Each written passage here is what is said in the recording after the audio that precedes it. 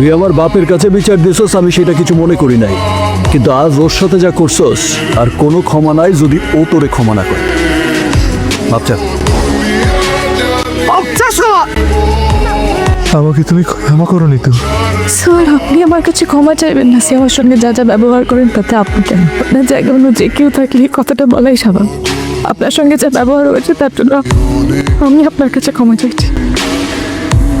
কি জানেন, আমাকে বিছানায় নিয়ে যেতে চান তো? চলুন চলুন। ভাই ভাই, তুমি কি বলতেছো?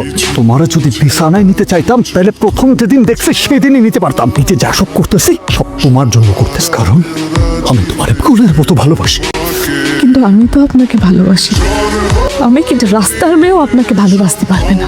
একটা নেশা করলেও সারাদিন নেশা করেন, জ্ঞানজাম করেন, পাওয়ার শো করেন। আপনার সঙ্গে সংসার করা সম্ভব না।